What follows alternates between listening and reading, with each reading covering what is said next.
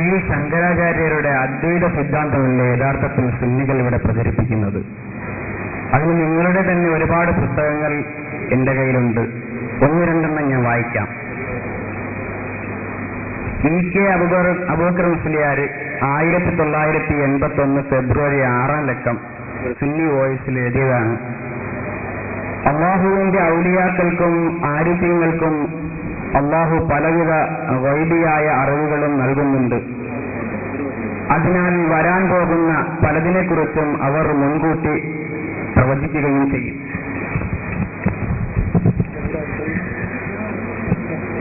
അതുപോലെ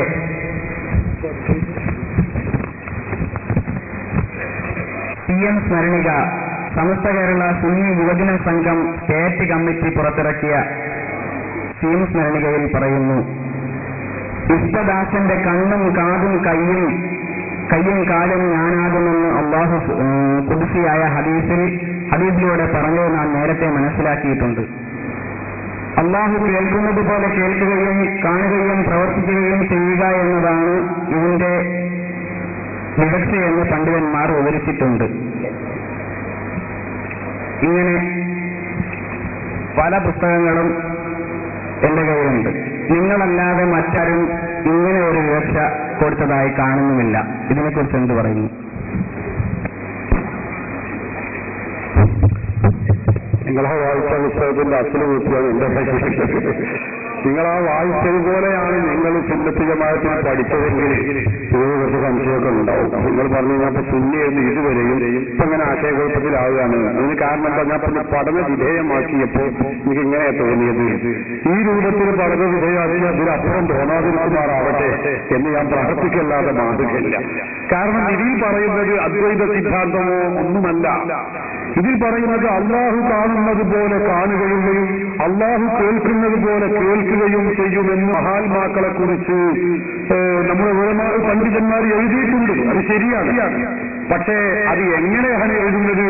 അള്ളാഹു കാണുന്നത് പോലെ കാണുന്നു, കേൾക്കുന്നത് പോലെ കേൾക്കുന്നു എന്ന് പറഞ്ഞാൽ അതിന്റെ വിശദീകരണം എന്താണെന്നും ഇതിൽ പറഞ്ഞിട്ടുണ്ട്. അത് മുജാഹിദുകൾ പറയാറുള്ള സാധാരണഗതിയിൽ മുജാഹിദുകൾ സാധാരണ അവരുടെ പ്രവർത്തകർക്ക് പഠിപ്പിച്ചു കൊടുക്കുന്ന സൂപ്പർ മാറ്ററാണ്. CM സ്മരണിക സമസ്ത കേരള സുന്നി യുവജന സംഘത്തിന്റെ സംസ്ഥാന കമ്മിറ്റി പുറത്തിറക്കിയതാണ്.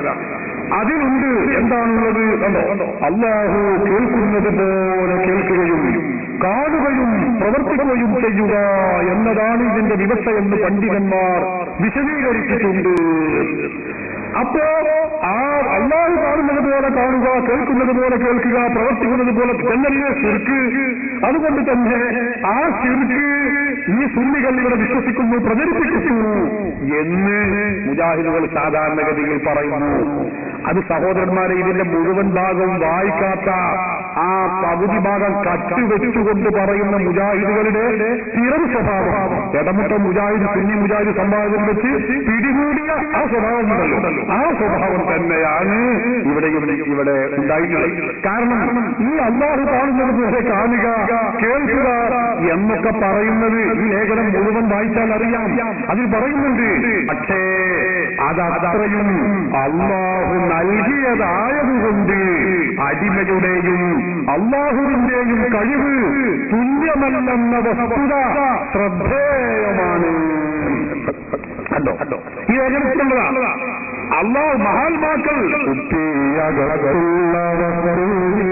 പോലെ കാണാൻ നിങ്ങളെ കൽഭാഗമെന്നോവർ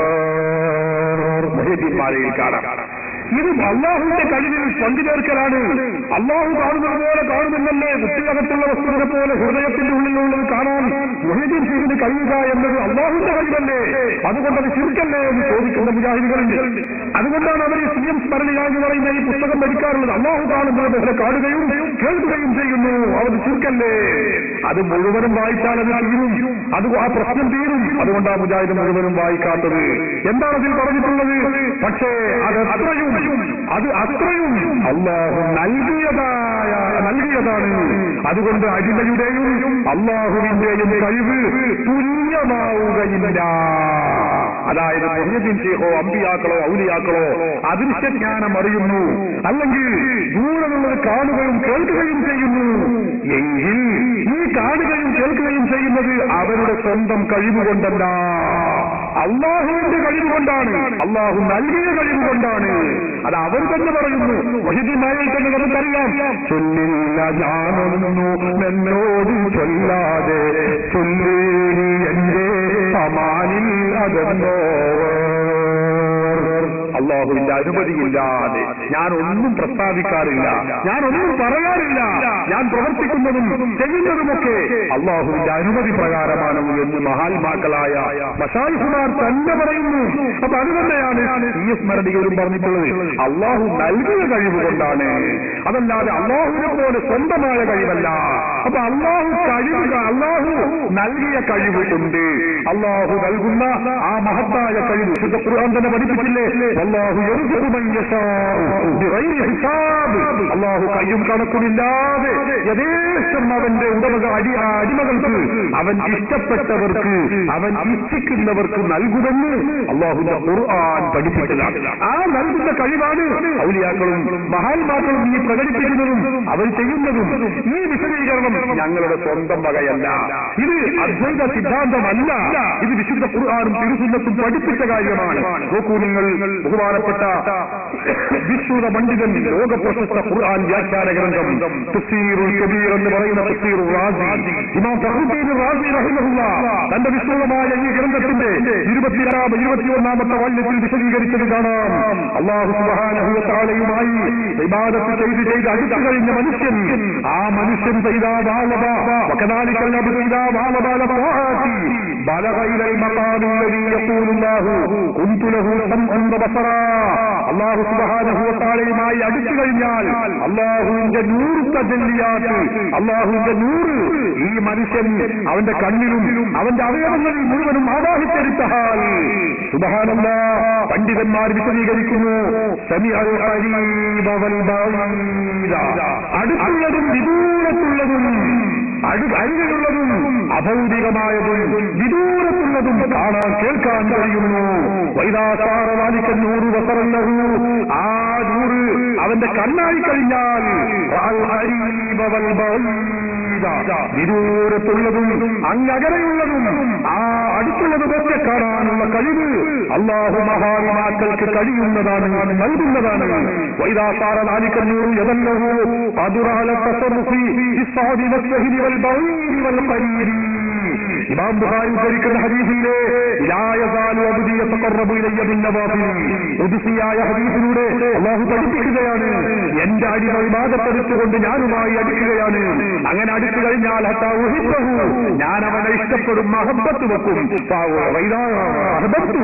ഞാൻ അവനെ ഇഷ്ടപ്പെട്ടാലോ കുന്തു സംഭവി യസ്മഉ ബിഹി, അവൻ കാണുന്ന കണ്ണ് ഞാനാകും, അവൻ കേൾക്കുന്ന കാത് ഞാനാകും. വബസറഹു യദി യുബ്സിറു ബിഹി, അവൻ കാണുന്ന കണ്ണ് ഞാനാകും. വയദഹു യദി യബ്തിഷു ബിഹാ, അവൻ പിടിക്കുന്ന കൈ ഞാനാകും. വരിജലഹു യദി യംശി ബിഹാ, അവൻ നടക്കുന്ന കാല് ഞാനാകും. അല്ലാഹുവിന്റെ റസൂല് ഖുദ്സിയായ ഹദീസിലൂടെ അല്ലാഹു പഠിപ്പിക്കുന്നതായി നമ്മെ വിളിച്ചറിയിക്കുകയാണ്. അല്ലാഹു കയ്യാവുക, കണ്ണാവുക, മൂക്കാവുക എന്നൊക്കെ പറഞ്ഞാൽ അതിന്റെ അർത്ഥം എന്താണ്? അതാണ് ഇമാം റാസി വിശദീകരിക്കുന്നത്. എന്താണ് പറഞ്ഞത്?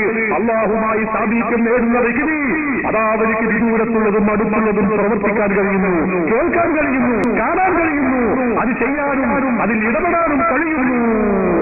ഇതാ ുള്ള വസ്തുവിനെ പോലെ കാണാൻ ഞാൻ നിങ്ങളെ കൽവാസമെന്നോ വൈദ്യന്മാരെ പറഞ്ഞതും അത് തന്നെയാണ്, മറ്റു ഭാഗങ്ങളിൽ പ്രസ്താവിച്ചതും അത് തന്നെയാണ്. മാത്രമല്ല ഈ വിശദീകരണം ഇമാം റാസി മാത്രമല്ല, ഈ ഹദീസ് വിശദീകരിച്ചുകൊണ്ട് ഹാഫിളുൽ ഫത്ഹുൽ ബാരി, ആ ഹാഫിളുൽ ദുനിയ എന്ന അവരുടെ നാമത്തിൽ അറിയപ്പെടുന്ന ഇമാം ഇബ്നു ഹജർ അൽ അസ്ഖലാനിയുടെ ഫത്ഹുൽ ബാരി 11-ാമത്തെ വാല്യത്തിൽ ഈ ഹദീസ് വിശദീകരിച്ചുകൊണ്ട് അതിന്റെ 351-52 പേജുകളിൽ ഇതേ ആശയം രേഖപ്പെടുത്തി വെച്ചത് കാണാൻ കഴിയും. അതുപോലെ തന്നെ ബഹുമാനപ്പെട്ട ഇമാം ഹാഫിൾ ഇബ്നുൽ ജൗസി മഹാനവറുകൾ തന്റെ കശ്ഫുൽ മുശ്കിൽ അലാ സഹീഹ് ബുഖാരി എന്ന് പറയുന്ന വിശുദ്ധ ഗ്രന്ഥം, അതിലും ഈ ഹദീസിന്റെ വിശദീകരണം രേഖപ്പെടുത്തി വെച്ചിട്ടുണ്ട്. മാത്രമല്ല അല്ലാമ ഇമാം ഹാഫിൾ ഇബ്നുൽ ബത്വാൻ തന്റെ വിശുദ്ധമായ സഹീഹ് ബുഖാരിയുടെ വ്യാഖ്യാന ഗ്രന്ഥം, അതിലും ഇത് വിശദീകരിച്ചിട്ടുണ്ട്. പണ്ഡിതന്മാരായ പണ്ഡിതന്മാർ മുഴുവനും ഇമാം ബൈഹഖി വിശദീകരിച്ചിട്ടുണ്ട്. എല്ലാവരും ഈ ആശയം വിശദീകരിച്ചിട്ടുണ്ട്. ഇത് സുന്നികളുടെ വകയല്ല, ഞങ്ങളുടെ സ്വന്തമല്ല, പൂർവിക പണ്ഡിതന്മാർ പഠിപ്പിച്ചത് ഞങ്ങൾ എഴുതുകയും പ്രസംഗിക്കുകയും ചെയ്തു എന്നേ ഉള്ളൂ. അതുകൊണ്ട് ഇത് അദ്വൈതവാദമല്ല, അദ്വൈത സിദ്ധാന്തവും അല്ല.